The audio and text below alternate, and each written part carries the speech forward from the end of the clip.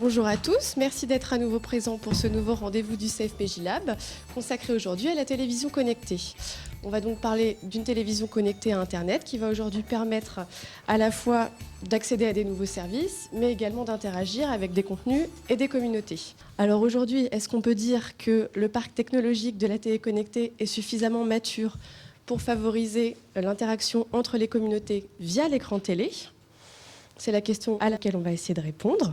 Avec nous, Laurent Amar, le rédacteur en chef de la télévisionconnectée.fr, Mathieu Dubreux, un spécialiste télé pour Atos Worldline qui a notamment travaillé sur le développement du service interactif de France 5, et pour finir, Guillaume Rivals, le cofondateur de la start-up Viewers.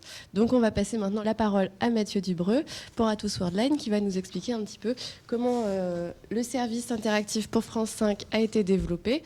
Alors comment ça marche ? Une application HbbTV, pour l'utiliser, il faut une télévision connectée qui est compatible avec le standard, avec la technologie HbbTV, et il faut regarder la télé via la TNT. Lorsque le téléspectateur zappe sur la chaîne France 5, au moment où l'émission C'est dans l'air est diffusée, il y a une petite pop-up qui s'affiche sur son téléviseur et qui explique au téléspectateur que s'il veut poser ses questions en direct, directement avec sa télécommande et depuis son canapé, il a juste qu'à appuyer sur le bouton OK de sa télécommande. Donc il voit toujours l'émission, ça c'est important. Par contre, on lui présente en plus un certain nombre de services additionnels qui sont accessibles donc via cette application et qui lui proposent directement plusieurs fonctionnalités. On est au tout début de l'aventure, vraiment au tout début. Il n'y a pas d'usage pour l'instant.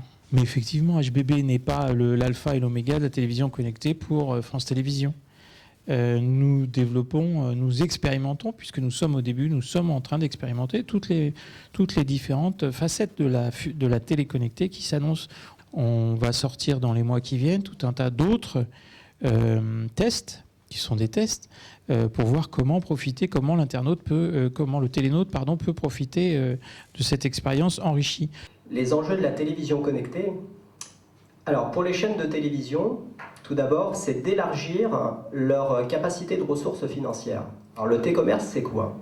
Le T-commerce, c'est la publicité interactive. C'est le but du jeu est de transformer un acte de visionnage en acte d'achat directement en visionnant la publicité. Par exemple, vous regardez une publicité sur une crème comme des produits cosmétiques, le produit vous plaît, vous cliquez via votre deuxième ou troisième écran et vous procédez à l'acte d'achat. Ça s'appelle le T-commerce. Ça ouvre des possibilités absolument énormes pour les futurs modèles économiques de la télévision connectée. Notre vision, c'est donc de permettre aux gens de partager vraiment ce qu'ils veulent. Nous, on est convaincus et on a vu que les gens qui sont foncièrement connectés, qui eux ont envie de brancher leur télé sur Internet, ces gens-là ont envie de montrer ce qu'ils voient et pas juste de parler de ce qu'ils voient. Les gens ne cliquent pas sur des longs programmes. Par contre, les gens cliquent sur des petites vidéos. On a déjà testé l'usage et la technologie sur des événements. Typiquement, nos premiers clients étaient le sommet du G20. On a eu la chance que le président Obama dise à sa président Sarkozy « J'espère que ta fille va plutôt ressembler à sa mère qu'à son père, je pense que ça serait bien ». Quand on a vu ça, on a fait « Oh la cartouche !» On a envoyé la vidéo tout de suite au bon moment. Et là, la vidéo, elle est devenue virale.